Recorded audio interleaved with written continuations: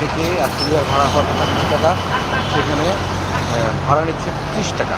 25 টাকা নিচ্ছে, অলরেডি 5 টাকা বেশি নিচ্ছে। এবং এখন যেহেতু ভাড়া থেকে 10 টাকা বেশি, তার মানে 35 টাকা। 35 টাকা কিন্তু নিয়ে কিন্তু তারা থামছে না, তারা ভাড়া নিচ্ছে 40 টাকা, যেটা লিগেলি হোক আর আনলিগেলি হোক এই জাম করার ভাড়া।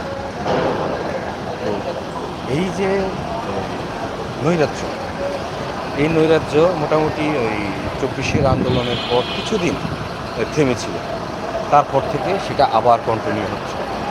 এই নিয়ে কারো কোনো মাথা ব্যথা নেই। তারপর আবার গাড়ির যে কন্ডিশন, গাড়ির যে ধরন, দুজন মানুষ একটা সিটের মধ্যে, পাশাপাশি যে সিটগুলো থাকে ডাবল সিট, দুজন মানুষ বসতে পারে না, হাঁটু রাখা যায় না। আমরা যারা নর্মাল সাইজের যেসব মানুষগুলো 5 ফিট, 5 ফিট সাড়ে 5 ফিট সাইজ উচ্চতার যেসব মানুষগুলো, আর যদি একটু হেলদি হয় তাও তার কোনো কথাই নেই।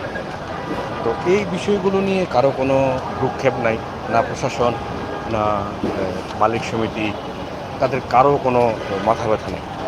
এই নিয়ে এই মানে এই একটা ঘুন্তকি এর মধ্যে দিয়ে চলছে সব কিছু। যাই হোক, এটাই এটাই আমাদের দেশ। এভাবেই আমরা জীবন পার করছি, এভাবেই একসময় কঠোর পূর্ব